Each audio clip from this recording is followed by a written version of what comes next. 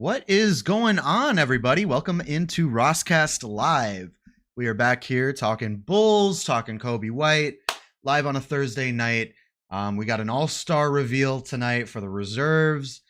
We got a game that Bulls won last night in Charlotte, and we'll be talking about a couple other players as well. So thank you guys if you're in the chat right now. But if you're watching the replay later, thank you for watching as well. And let's just kind of dive right into it, man. Yeah, we got a game coming up on Saturday against the Kings, but other than that, Bulls win in Charlotte last night. Coby White has a really nice game, almost a career high. They're at 35 points, so really impressive game for him, and did not end up making an All-Star game. Was not named to the Eastern Conference reserves, which, kind of understandable. There's a lot of really good guards in the Eastern Conference. You can't expect Coby White, after having not maybe the best start to the season, but here in the last couple of months, really came on strong, but didn't end up getting it. So gotta make it start a little earlier next season. I think he'll be able to make the All-Star game if he's playing that way from the beginning of the season onward. But still disappointing. It would have been fun to see Coby White in the All-Star game. Do not get me wrong. I would have loved to see it. I think he's close, man. He's really close. Nostalgia Chris in the chat. Coby White, my beloved, next year. Yeah, I do think next year is the year for him. If it's not this year, it's going to be next year. He looks like he's ready, man. I just think that he needs to play that way from the beginning of the season through the All-Star break, which didn't end up doing that this year. It started a little late. Chino in the chat asks, what do you think the Bulls may be making a move on Claxton? Yeah, no, Claxton's a good player. We might be without Patrick Williams for quite a bit. I don't know what his contract details are off the top of my head. Let's take a look at that, because that's definitely going to be a consideration. But yeah, no, I think that he's a good player. It depends on what the Bulls have to give up to get a player like him, who's young, who's going to be a free agent after. Yeah, he's going to be a free agent this offseason. So you're going to have to pay him. So yeah, I don't think Claxton is going to end up being a Bull, but I wouldn't mind if the Bulls made a run at him in free agency, maybe in the offseason. So maybe you try to give him a good contract offer rather than trying to trade for him.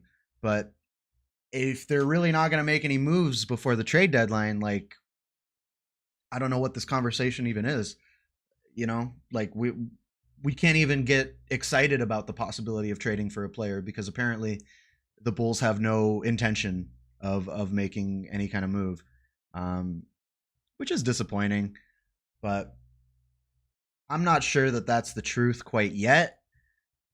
We'll see. We'll see what shakes out, how things actually go. I feel like there's a chance. The Bulls end up making a move. I feel like they've kind of had the smoke screen going for a couple off seasons now. They want to get rid of Zach LaVine. They want to find a trade partner for Zach. I feel like at some point they're going to have to strike on that, right? At some point they're actually going to pull the trigger and trade him, right?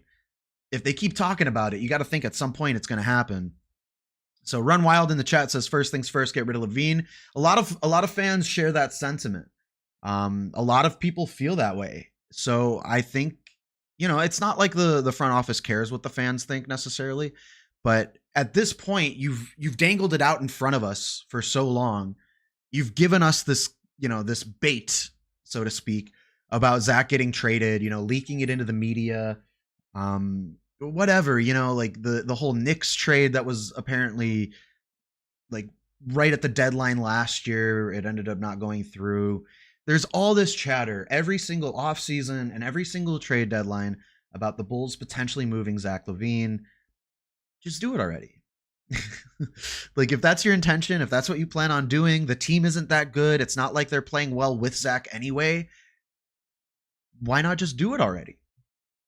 And, obviously it does depend on the kind of offers they're getting. If they're not getting the right offers, I understand why they want to hold out for something better. But at some point, you just got to do it. You can't keep waiting. You're not going to get the perfect offer. It just doesn't exist. You have to take what you can get. And I'm not a genius. I don't know what that offer is. I don't know what that looks like. I think there are a lot of really good proposals out there. There's a lot of really bad proposals out there too. But there are scenarios where Zach could end up on a team like the Lakers or the 76ers who, well, maybe not the 76ers now, or I don't know, maybe even more so. It kind of depends on what they end up doing now that Embiid is hurt. We'll see what their plan is. They might pack it in. They might try to look for another star. I don't know. But the Lakers, they definitely are going to look for another star to add at the deadline. And, they might be desperate enough to trade for Zach. Chino said, I would rather let DeMar walk and give Claxton a contract, but then who's sliding onto the three? We don't need to worry due to this front office not wanting to move on from this core. Yeah, they don't want to move on from the core, but the core hasn't really done a whole lot to warrant that kind of trust and faith, in my opinion, at least. I think there are better opportunities out there. Like, I look at a team like the Pacers. They draft Halliburton in the same draft that we draft Patrick Williams. Sorry, the Kings drafts Halliburton, and then they end up trading for him, right?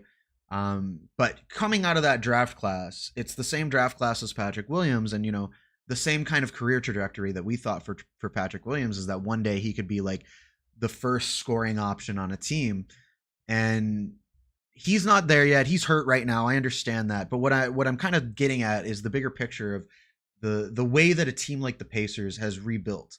They were able to flip Sabonis. They were able to make a nice deal out of that, and then turn that into young players and picks, and then turn that into a young contending team. So that's what I think the Bulls could do. They have young players. They have talented young players like Coby White, like Patrick Williams, like Julian Phillips, like Dalen Terry.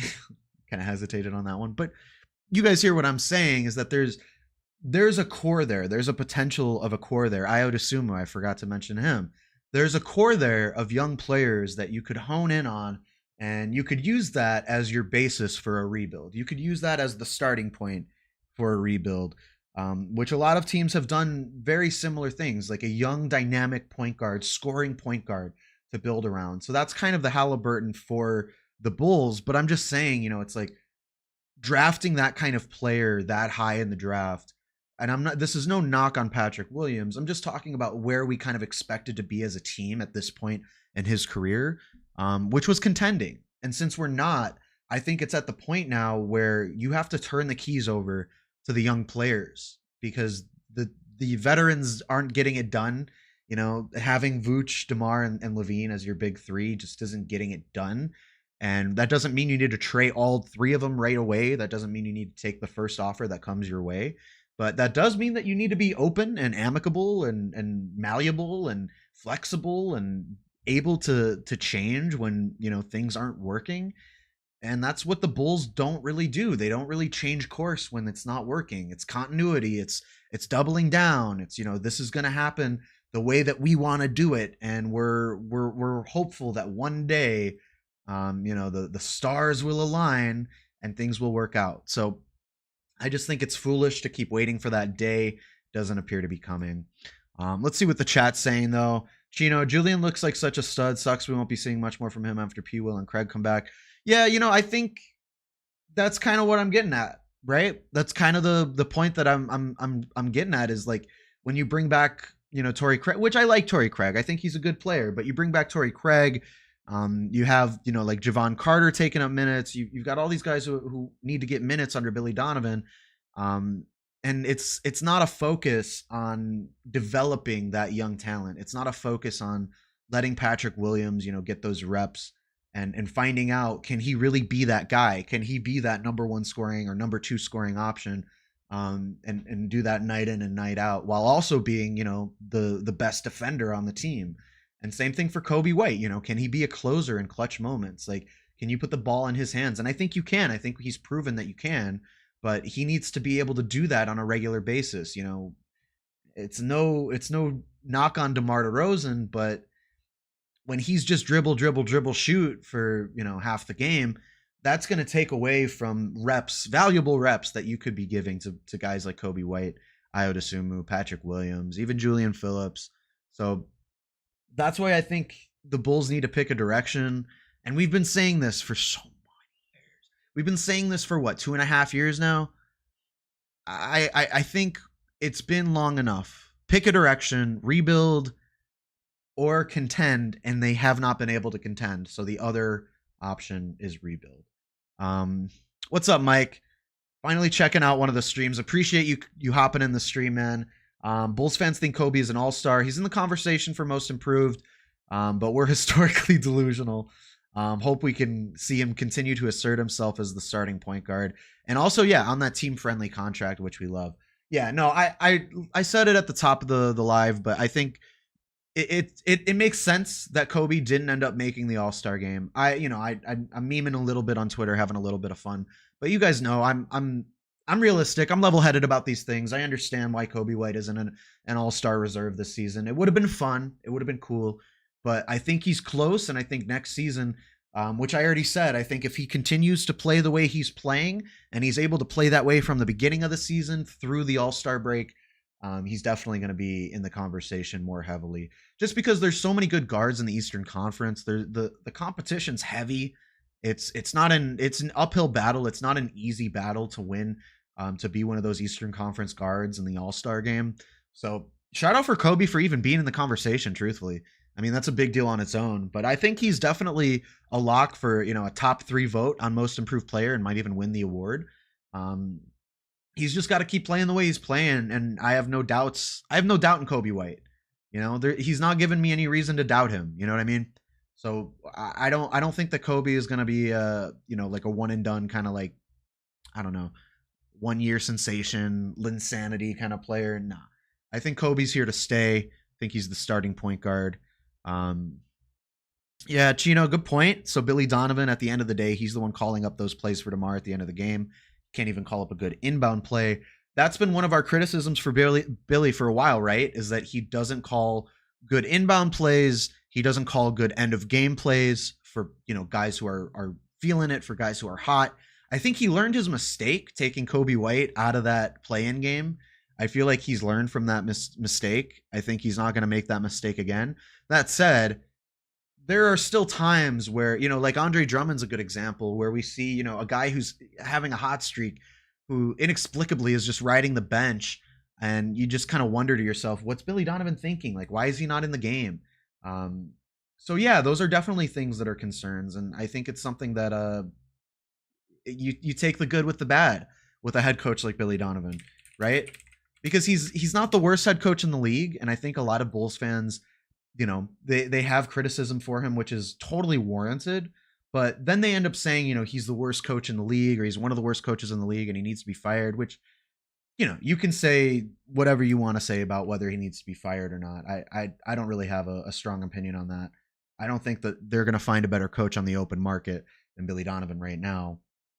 But anyway, with that said, I think you take the good with the bad with Billy Donovan.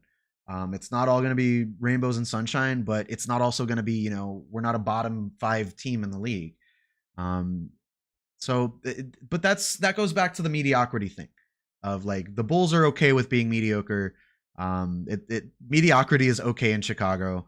So I do understand the frustration, and I echo it. I'm with you guys. I totally understand it. I just think that, right now where the Bulls are, Billy Donovan, firing him isn't going to fix all of our issues. You know what I mean? So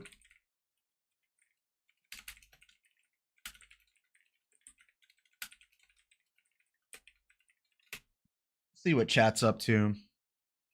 Yeah, if Trae Young couldn't make the All-Star, it's understandable that Coby could. Yeah, exactly. It's a great way to look at it.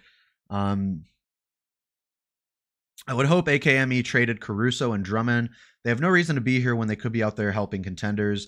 Caruso's value is at an all-time high, and Drum could possibly walk in free agency. Yeah, so you know what, man? This is a great point, and I think let's talk about the idea of trading Caruso, because I go back and forth on it. I'm a big Caruso fan. I love Alex Caruso. I would hate to see him, leave Chicago, but it's true that his value could not be higher.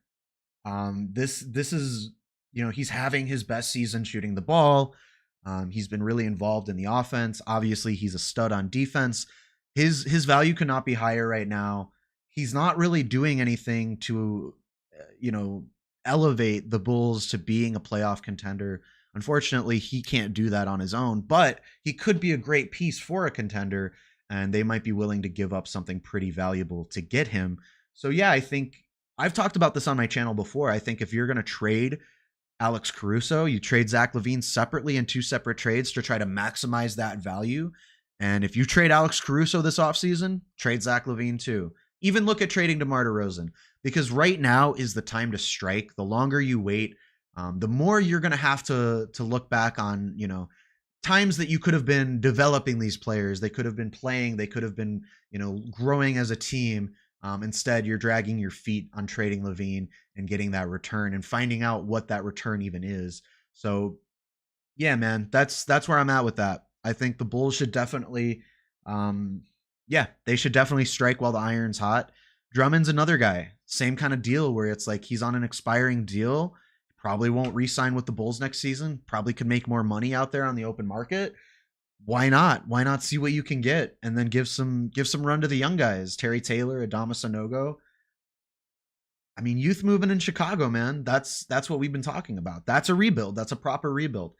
Is when you kind of hit that reset button and you let the young guys, let them run, let the young guys play.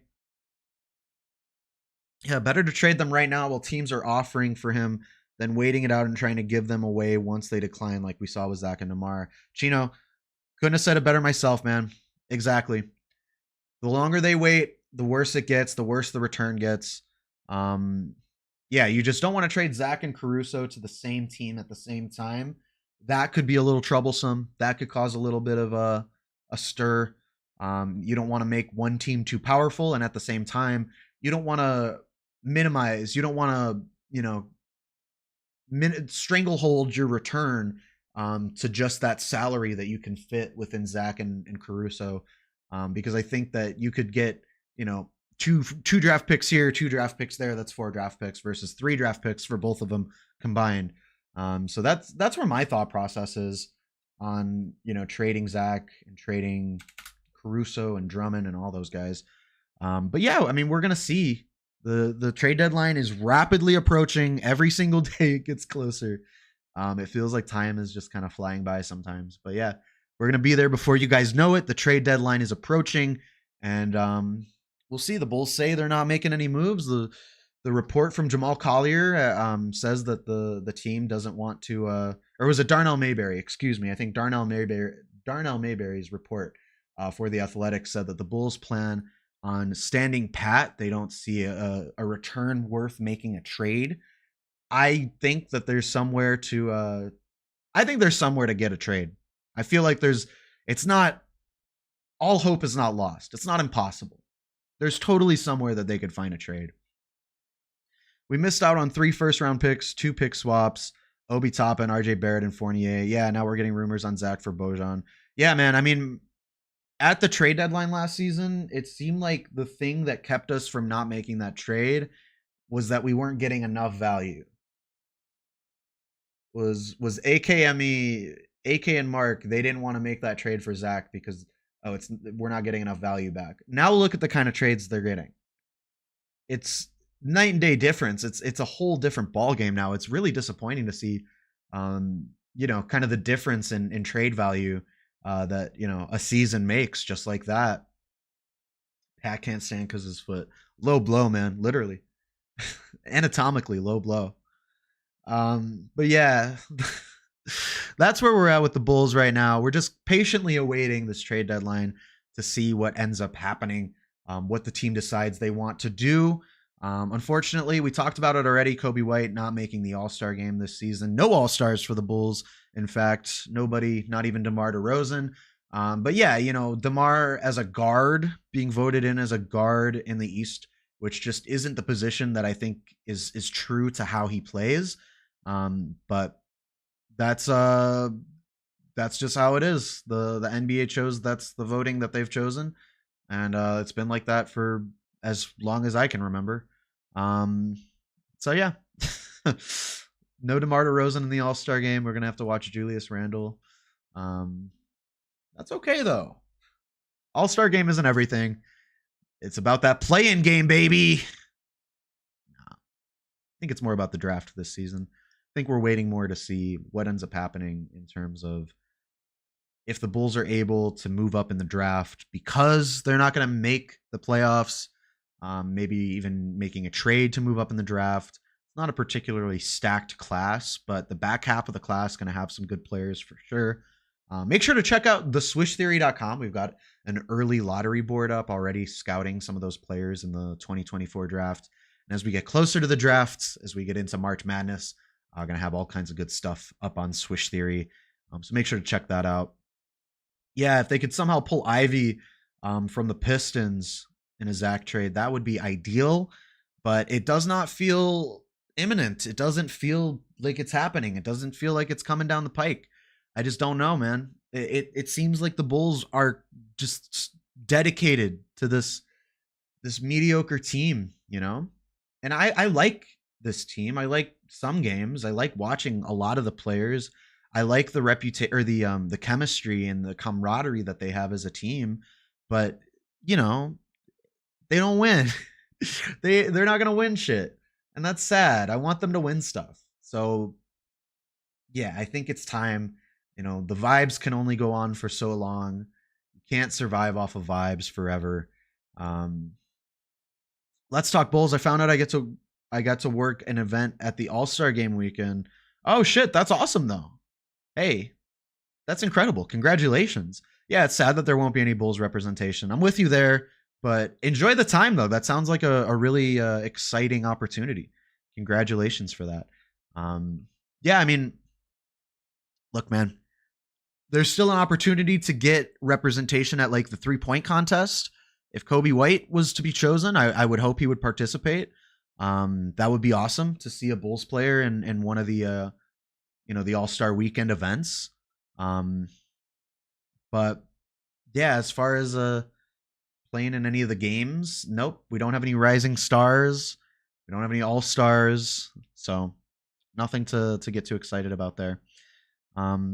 Chino in the chat, I can't believe we chose Javon over Pat Bev, not gonna lie. Yeah, I've been thinking about that lately, honestly. I've been thinking about that lately. I liked the pickup of Javon Carter at the time, just because I like his combination of 3 and D. I think he definitely rushes shots sometimes, takes some bad shots sometimes, which is something that we kind of had to come to learn as he's been playing on the team.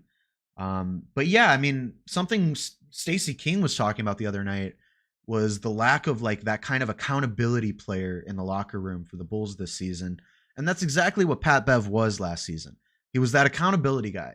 If someone's not playing right, someone's not playing to their best, he's able to go over there and tell them that. He's able to say, to their face, eye to eye, man to man, tell them like, you need to play better. You need to step up. And I don't think the Bulls have that this season. And Billy Donovan's not that kind of leader. He's not that kind of head coach. So the Bulls need to get that from a player. They need to get that from someone on the roster. And they don't have that really this season. They don't have that guy who's going to hold his teammates accountable when they're not playing right. Pat Bev, he had his moments too. Every player has their moments.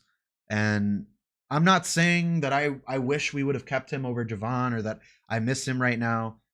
If the Bulls could have kept him, probably would have been ideal. He would have been a good backup to Coby White. I wouldn't want him starting over Coby. And that's what was happening last season. And it's kind of hard with Billy Donovan to trust him to make that right decision. It's almost like you had to get rid of Pat Bev to finally give Coby White that opportunity that he deserved. But yeah, Pat Bev was helping, Zach find his shot. He was helping Zach play a little bit better team ball. I think, Pat Bev was just a good teammate for a lot of the guys on the roster. He kind of had everyone playing, had everyone clicking on the same page. So that's what Pat Bev does. That's the Pat Bev effect. We talked about it last season. It was a real thing. It was definitely a palpable feeling that you could see in the locker room. There was a change. They weren't playing that same kind of like dead-eye, mopey basketball that they had been for a while. But yeah, we're on the same page here. The Bulls right now, just kind of a team without much of a direction. Lacking any kind of. They're a boat without a paddle. They don't have that long-term vision that you look for, like a team like the Oklahoma City Thunder did in a rebuild. San Antonio Spurs did in a rebuild. Even the Indiana Pacers in a rebuild. We talked about them a little bit earlier. Like there are so many teams that have executed rebuilds in the same time frame that the Bulls have been trying to make the continuity era work. And it's like, guys, look around the league. Like there are other teams that are doing this in 2-3 seasons while you're still waiting for Lonzo Ball to come back. And it's just not happening. So that's my soapbox. That's my 2 cents. Those are my feelings. We're almost at 8 o'clock here. Didn't need to belabor the point tonight. Just wanted to hop on here to talk a little bit about where the Bulls are at, current direction, what's going on. Yeah, and to chop it up a little bit with the crowd. It's good to hit the chat and see what people have to say about the Bulls. I appreciate all the folks hopping in tonight and chatting with us. And yeah, thank you guys for joining the ROSSCAST live. I'm gonna probably end it here. We'll have this on all platforms. I'm gonna post this as a podcast, so check that out. If you guys listen to podcasts on Apple, Spotify, should be on all those platforms. If you haven't already, make sure to like and subscribe. Thank you guys for joining me so much. I really do appreciate it. Oh, one more question before we get out of here. Chino, sneaking one in at the buzzer. Would you rather be mid with young and exciting talent than young with washed vets, if that makes any sense? Let's cap it on that one, man. Let's leave it on that. Is that I think the team would be much better off being mid, but being fun to watch because they have young talent, right? They're a bad team, but they're fun to watch because we get to see that young talent grow and develop and hopefully turn into a contender one day versus watching veterans just kind of lose sometimes and most of the time, in fact. So it's depressing. It's not fun basketball. But the Bulls did just win last night, so I don't want to leave this on such a negative note. The Bulls did win last night. They've got another game coming up on Saturday that we're going to be looking to hopefully get another victory. So thank you guys again for joining me here at ROSSCAST Live. Like I mentioned, available on all platforms at Shy Sports Ross on all social media as well. We're going to have this up pretty soon tonight. But yeah, thank you guys for watching. Thank you guys for joining in the chat. This was a really fun one.